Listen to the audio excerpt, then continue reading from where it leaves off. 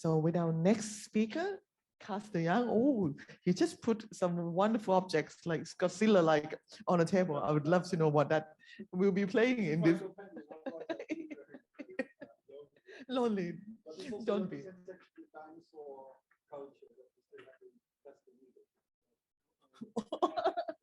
Wow. Thank you so much. Okay, so we have together with us Karst and his little dinosaur, the Godzilla, sitting next to him in the presentation. Karst is a wonderful lecturer, and he has been working together with our students already since last Sunday. Some of you might have seen his work together with PGM students on Wednesday concert during the 1 o'clock concert, and he managed to get all of these like 17 or almost 20 musicians from Thailand combining with a Sheng player from Singapore to share their music and trying to learn from each other their musical traditions, even though like between instrumentalists in classical music, I think it's completely different language, different tribes in a way, and they've been exchanging ideas musically and also making dialogue between each other. So Karst is from Royal Conservatory of The Hague, and also now we'll be kind of like heading towards YST, Yongseto Conservatory of Music in Singapore as well. So we will hopefully often, and he with us about collaborative music, leading conservatory students in the process. Thank you. Thank you, Untitled. And also thank you, Christopher, for making actually to my presentation. Very inspiring, the previous speaker, but the bridge he was making is exactly that classical musicians and also the training of classical musicians is so much directed toward a very narrow tradition of score-based repertoire and replication. About 15 years ago, I think this process started. I've been an improviser all my life. I've been very much concentrating on developing an improvisation practice on solo piano. But as I got hired as a professor in Barcelona from 2002 onwards, I started to work with mixed ensembles and with all kinds of instruments. And that actually completely opened my eyes and ears.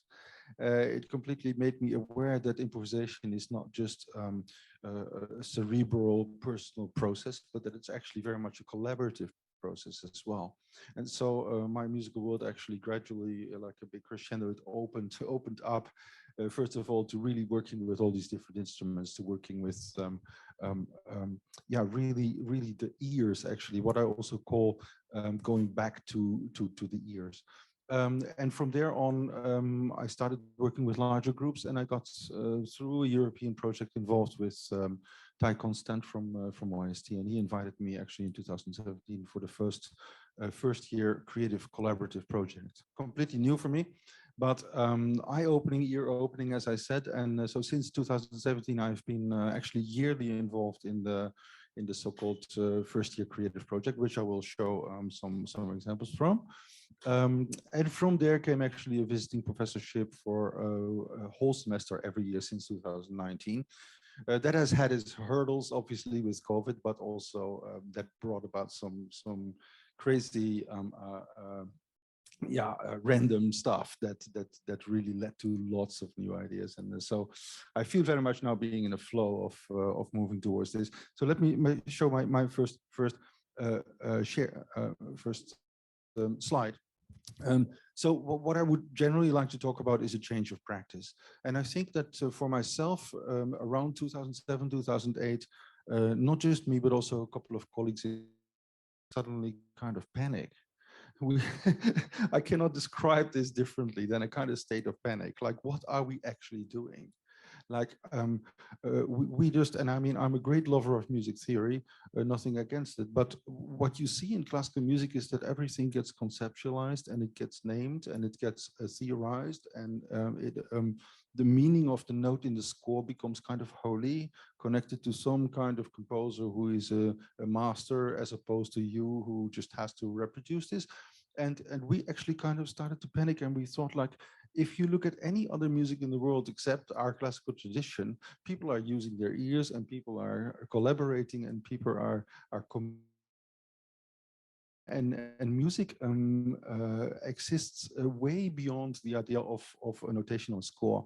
So what are we supposed to do? So we actually created a drastic change in the music theory, or in the, you could say, in the tradition in the Royal Conservatoire of The Hague, by starting to introduce a subject that I initiated actually myself, which is called oral skills and improvisation. And we threw all the traditional way of solfège teaching out of the window, and we went to ensemble playing, and to really see how can you actually teach your students to respond to what they're hearing, to develop an active oral imagination. And this is what this project in general I would call back to the ears. So this is the slide about this back to the ears.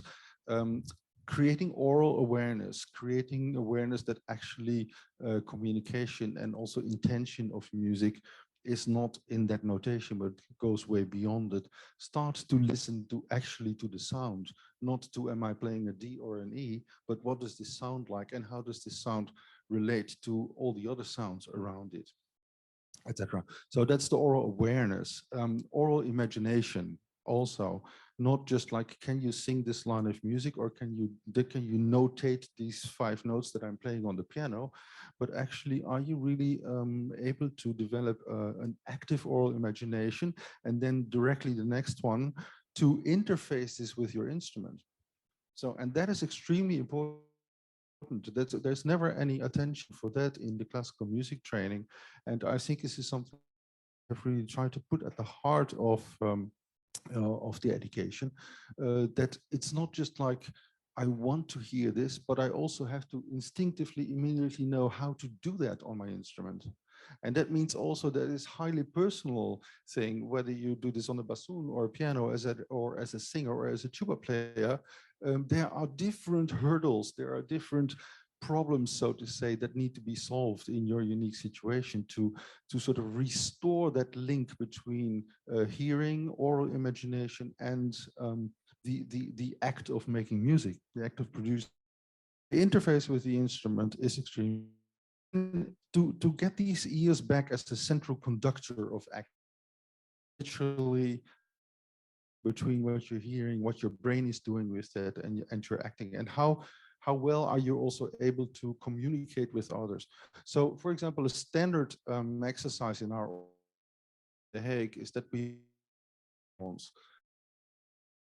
leader, there's one follower. The leader makes up the music. The follower has later, and that means this multitasking of the brain. You're making something, you're listening to the response of somebody else at the same time. You know what to expect when it's being imitated, etc., etc., etc. And those kind of processes, I think, are extremely important for opening up the imagination and skills. So, as I said, that's the last point: communicating with each other while playing. So what does this mean for the curriculum? I'm going a little bit backwards actually here. I'm sort of starting at the end, but later on I will show concrete examples of what that collaborative music creation actually means. So making processes, to my opinion, should become an integrated part of the curriculum. That was my great joy to discover in YST, that actually that making process right at the beginning of the bachelor studies was very important, that so-called creative project. But we're looking in YST at ways of extending those making processes throughout the whole bachelor curriculum. So you start with the large project that comes out of nothing, but then maybe there will be different variations on this collaborative creation. So it is learning to collaborate. It is peer learning also. I'm always surprised to see that once these students start going, once they have ideas and they start developing, they are teaching each other. And that's just one of the most wonderful things to see. No, you have to do this like this. Or it's a violinist and says, well, we can play this together. Look, this goes like that. And then they're imitating. And these are processes quite chaotic, but they just happen all at the same time. And they are really leading up to final results. Connecting to theory modules, as I already mentioned, music theory, we think it's extremely important that this development of oral imagination, there, of course, with a certain way, but not theory, but for inside the music, what the musicians are harmonic progressions, what is the logic of that, what is the logic of voice leading music, but all from the experience of playing and making. Yeah, so from the traditional solfège to oral skills training with the instrument, teaching improvisational skills also as a catalyst for learning. So not just improvisation for the sake of playing an improvisation in a concert, but improvisational skills in general, to just like a tool for exploring stuff and learning to just produce notes and then reflect on that. And then finally, the rep. I think I'm going to slide. It's not that important, and this comes later. Yeah, I want to show some concrete examples, and I hope that I can do that. Can I just switch? Yeah, first of all, I would like to show a little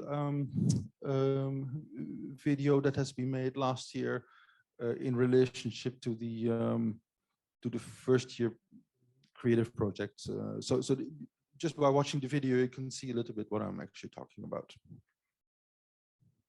Do I have sound? Yeah. No, I don't hear sound. Oh, sorry. Should I stop sharing? Am I sharing the wrong one? Sorry. This one. Yeah. I'm going back at least. Oh. Yeah. So the first year creative project has quite a long history at YST, going back at least as far as 2008. Traditionally, it was actually meant for the first year students to play together in the very first week of school.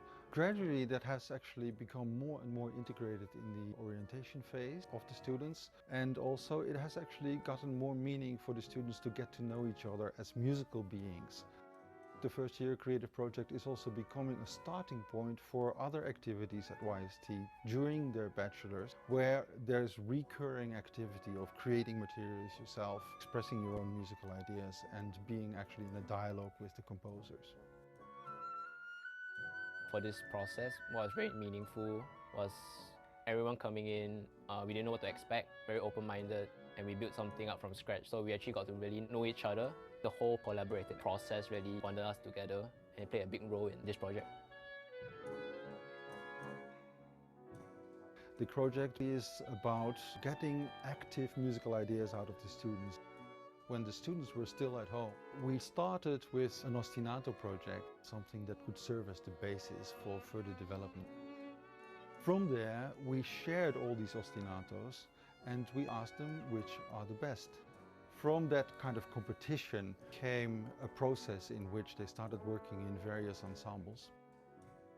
We gradually went into a stage where they try to make out of that a larger musical story.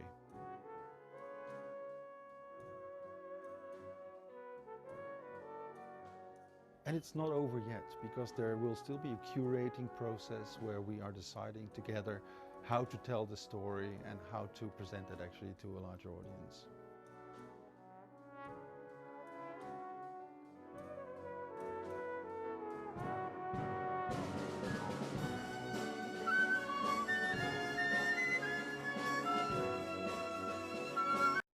Yeah, I'll stop here. I'm sorry about the synchronicity not working. We cannot get that better? No?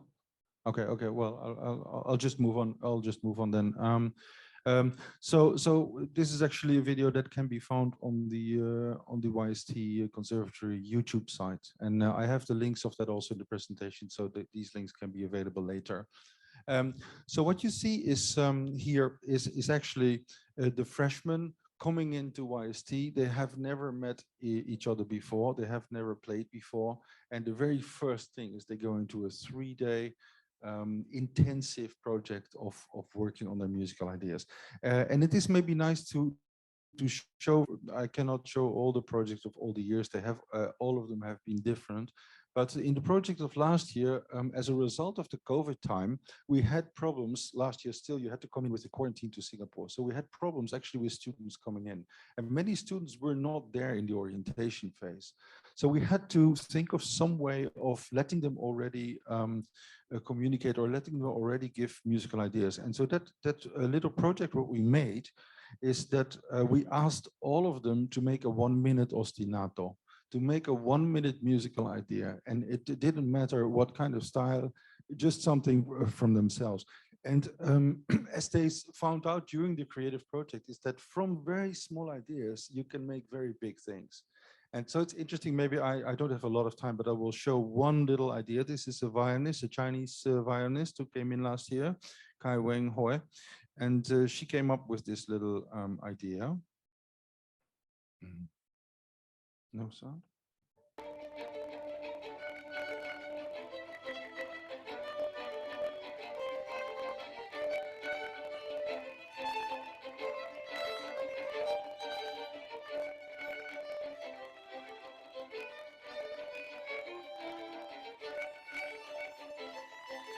These kids are very creative. They double themselves already. And some of them had a video with 6 versions of themselves, a la Jacob Collier.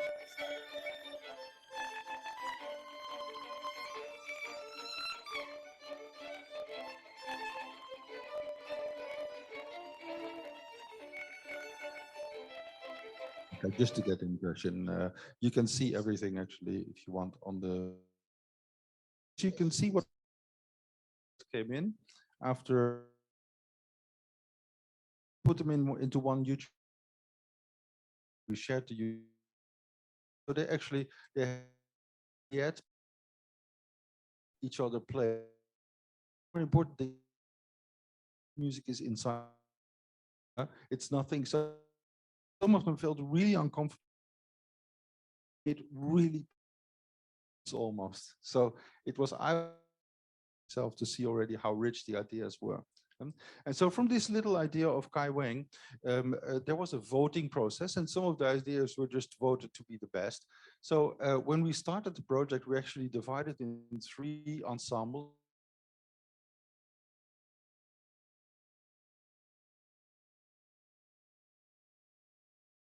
Ideas that they liked the most.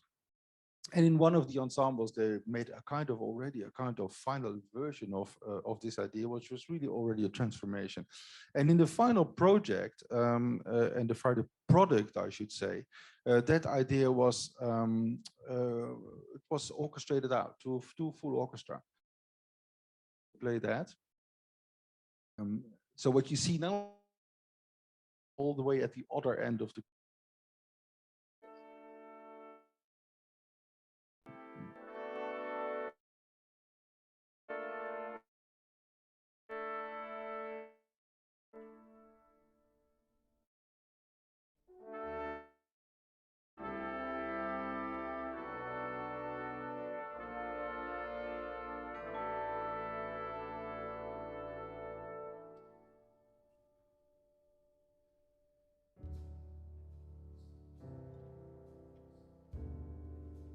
In the second year of the dark COVID age, there lived a little boy who was in love with space. He looked into his telescope and guess what he saw? 3 big planets no one's ever seen before. He dreamed big dreams of traveling in space. And then one day, he found a way. A rocket, big and tall, waiting to go explore. Let us enter and join in their adventure. Get ready to lift off.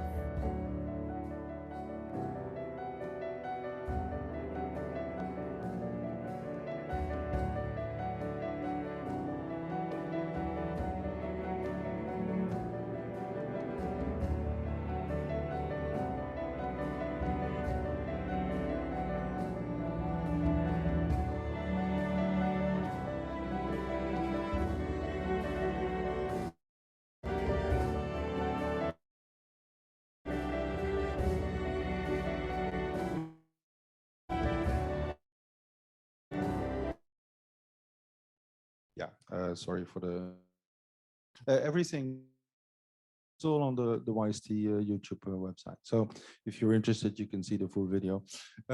So it became a 32-minute video actually with all those ideas out in very various ways, full orchestral parts, ensemble improvisations, ensemble things worked out for ensembles, etc., etc. So let me go back to my slides, if I can. Okay. So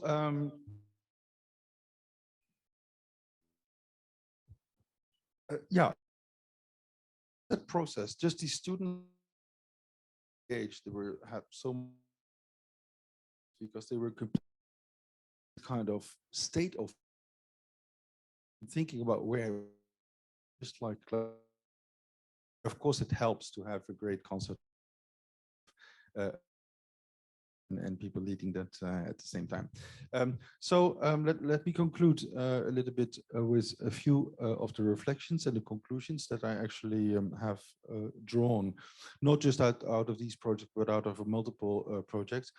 I can share the link also. There is a reflection paper of me called Collaborative Music Creation, leading conservatory students in musical creation processes. It's published on the research catalog, and I can provide a link of that also. But some of the conclusions there. First of all, creative versus creation. I mean, we know we can all be creative in daily life, but I stress this with my students also. There is a difference between being creative or actually creating something. And and that means also they have to carry it through to the end. So while you go, you might not think of a final goal, but at some point you have to see the complete picture and you have to reflect back and make the circle actually round. Then outcomes. Sometimes the outcomes are simply improvisations. They are super open and they have not been decided. But what usually happens is that there are small ideas, and then through improvisation, I stimulate them to develop those ideas. So they turn in what I call crystallized improvisations. They become actually pieces. Still, there is absolutely no need for writing them down. There's no need for a conductor. And that's kind of interesting also to observe. That they can completely take care of that. So yeah, composition, yeah, you could say the final result is a composition, but the way that it is come to life is different than usual.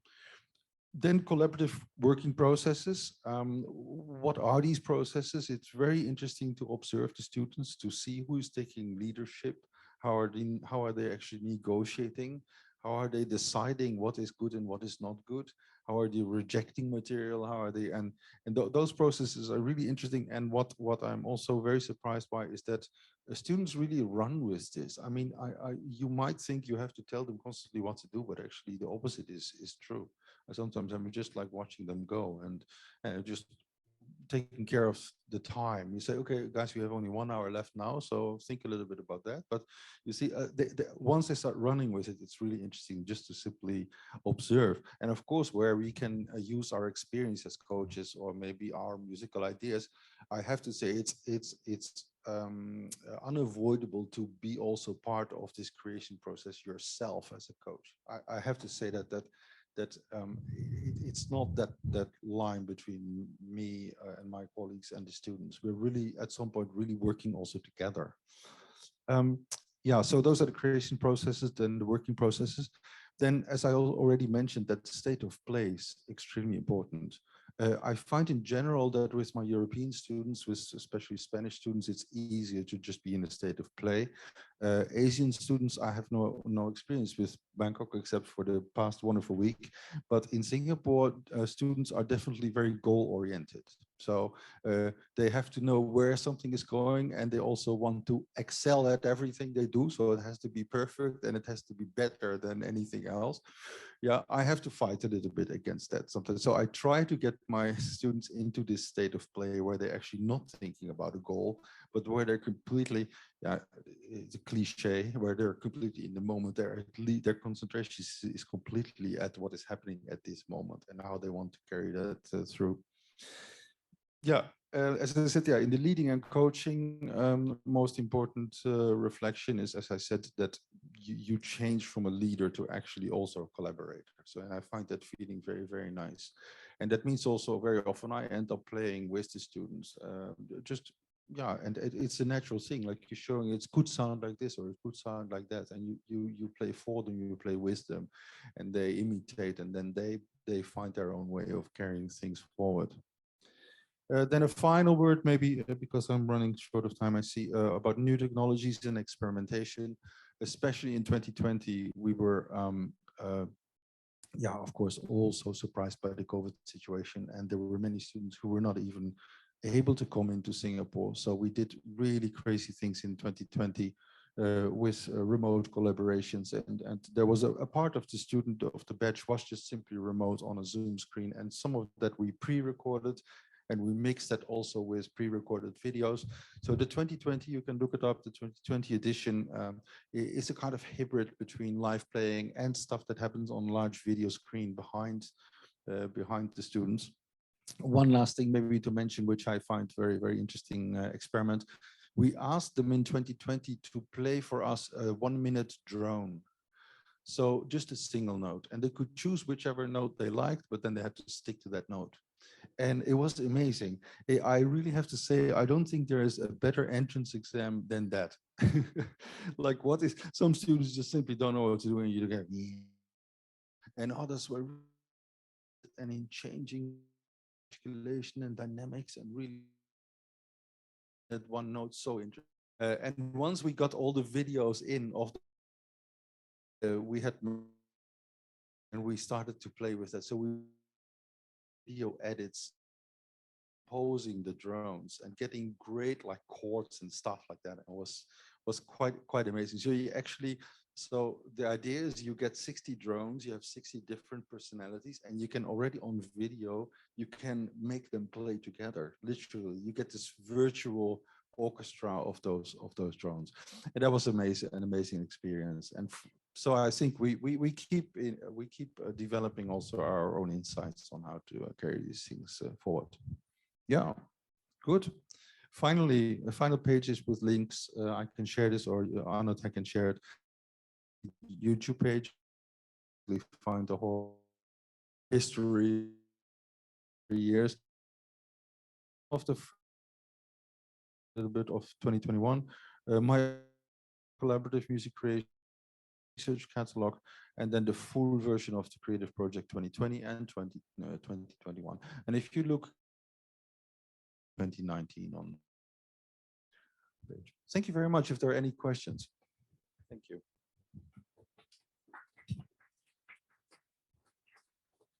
Thank you so much, Karst. I think it's wonderful to see this happen. Kind of noting down different things. I think the first thing that you completely turn it over is that into music. We used to have kind of like completely separate all these things like composition, creation, performance, or even oral skills becoming something very like he playing, put them active, train, seeing the how you combine. Exactly. You leading and coaching. Yeah. And I like already two members from our PYO. That's and right. Even remote art performance that Karst has conducted. And I think he knows like the wonderful things that I saw that, and you mentioned here also, like to start and to be able to stop the process from being creative to actually create and committed to the end. So I think this is extremely important. And I like that when you mentioned about the state of play, you even kind of like at the end mentioned about all these open possibilities that we can integrate technology onto our own music making, not just use it as kind of like the into just to get your music out, but actually as a part of the music making process already. Yes, and so then that's engaging with it, exactly, engaging. and then being inspired, and then Yep. coming to results that you never imagined before. Yeah, So no, yeah, so exactly. that No, I actually- think it's extremely important, and it connects to what Christoph was saying in the previous one. Like, what is going to be the future practice of the classical musicians if Yeah. they don't open up, if they don't start to connect? I think we're going to be lost. Yeah, yeah. And that doesn't mean that the classical Western music tradition has no place. yes, Absolutely not. yeah. Yeah. I think we can't emphasize it Yeah. more than we have done, that we are not a threat. Improvisation is not a threat, and it's really wonderful to see that YST has adopted it already onto the first week, even before the school started. So I think this is a really, really wonderful, I wouldn't call strategy, but very creative approach that you are taking here. So congratulations, YST, for this, and hopefully, like all other universities, that is something that we can definitely learn from. So thank you very much, Karst. Thank you. And then